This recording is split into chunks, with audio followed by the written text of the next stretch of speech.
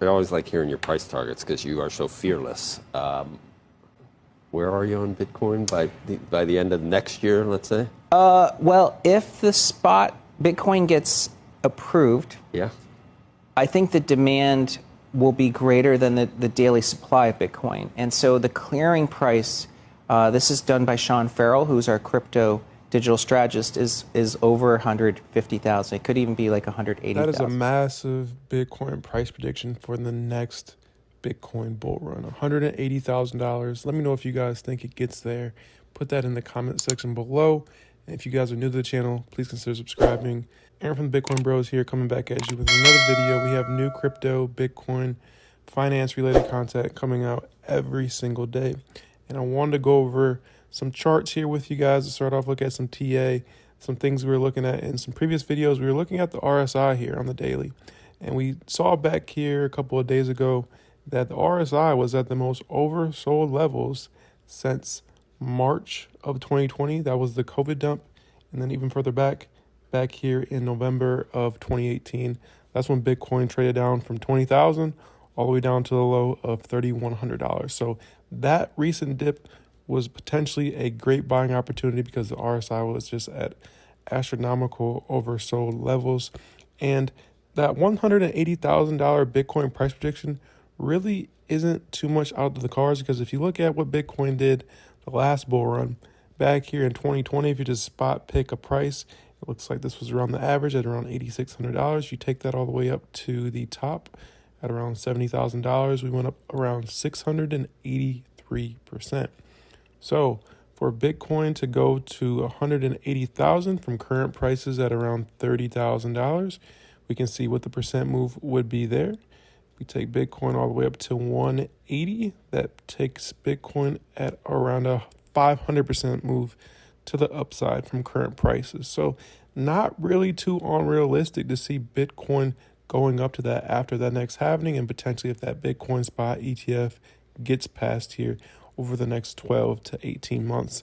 And also just want to zoom in here to the Bitcoin price currently. We can see that we are just below the 200-day moving average.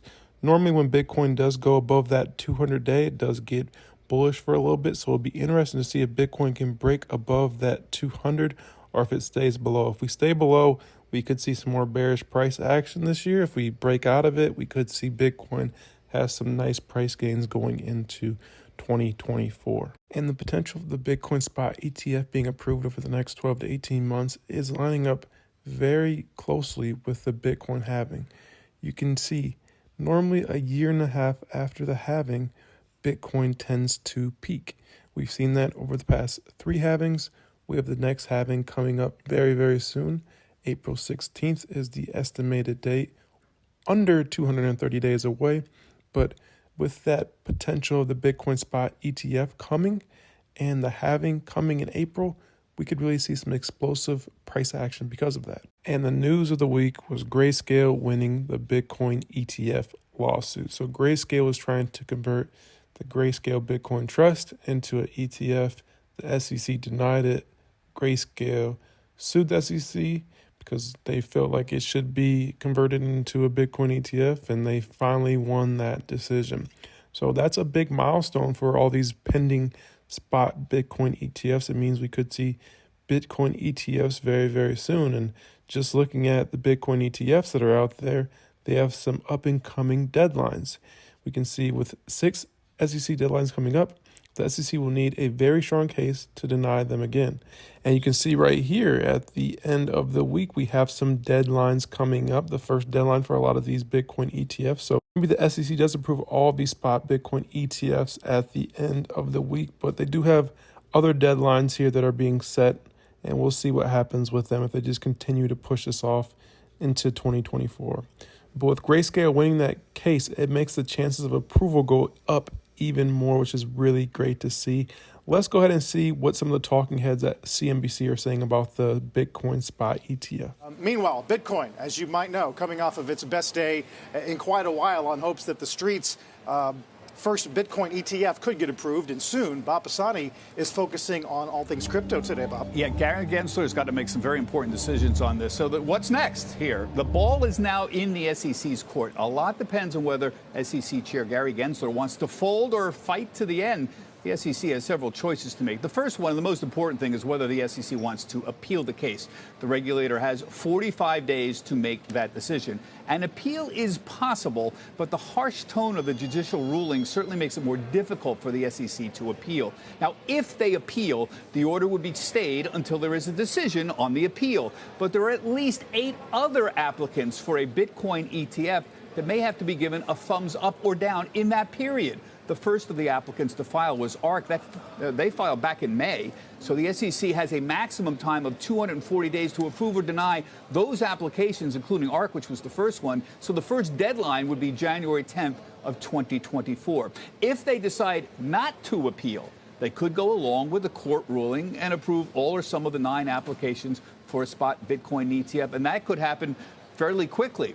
Third, they could come up with a new rationale why the application should not be approved and dare get Grayscale to sue them again. The SEC can no longer use the argument that there is not a market of sufficient size to prevent manipulation. But it could come up with other arguments. Like what? Well, that's not clear, and that's a problem for the SEC. Now, there's one final possibility. The SEC could just kill the Bitcoin futures ETF altogether and admit they made a mistake. That is theoretically possible, but very unlikely, considering the SEC recently approved leveraged Bitcoin futures that are out there. So there is a real food fight going on at the SEC right now. There are hardliners there who say Bitcoin is baloney, and we have no control over it. We have no control over the exchanges. We need to stop it and fight it as long as possible. And then I'm sure there's realists who say, we got a lot on our plate coming up in the next few months. We have to figure out a way to allow this to happen, roll it out slowly. They'll probably approve all of them at once. So there's a fight going on here. My bet would be eventually, sometime in the fall, they approve them, all of them. So a lot of people are predicting that Bitcoin spot ETF will be approved this year. We'll wait and see, but one thing is for sure, it is coming. It's just a matter of when. So one of the other things that we like to look at here is the Bitcoin balance on exchanges. This is one of the most bullish indicators that we've seen for Bitcoin over the past 3 years. The amount of Bitcoin on exchanges has continued to drop and drop and drop. Going into the long-term hodlers, over 70% of all Bitcoin has been held for over a year.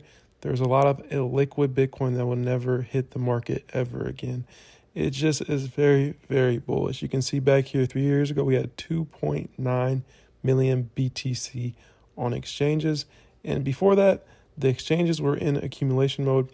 Basically, for the first about 10 years, they were accumulating more and more Bitcoin so they could sell it to their customers. But after that March of 2020 halving, or maybe it was in May, they started to lose more and more Bitcoin, and people started to understand what Bitcoin was, why it's useful, and why it's important for the future. And they have been losing more and more Bitcoin, as you can see here. And right now, we currently have on exchanges around 2.2 million BTC on exchanges. So you can see over 700,000 Bitcoin have been taken off of the exchanges in just about 3 years. That is not sustainable. If Bitcoin continues to get taken off of exchanges this fast, they'll have to charge more for BTC as they have a supply shock. It's basically just simple supply and demand. But let me know what you guys think about that in the comment section below. Do you think the Bitcoin balance on exchanges doesn't even matter? Let us know what you guys think. Put your thoughts in the comment section. But you can see it has been nosediving recently here, especially during that FTX debacle when people realize it's not safe to have your Bitcoin on exchanges. But that's really all I had to share with you guys here in today's video. If you found any value, make sure to hit that like button. My name is Aaron from the Bitcoin Bros. I'm out. I'll see you guys in the next one. Have a great rest of your day.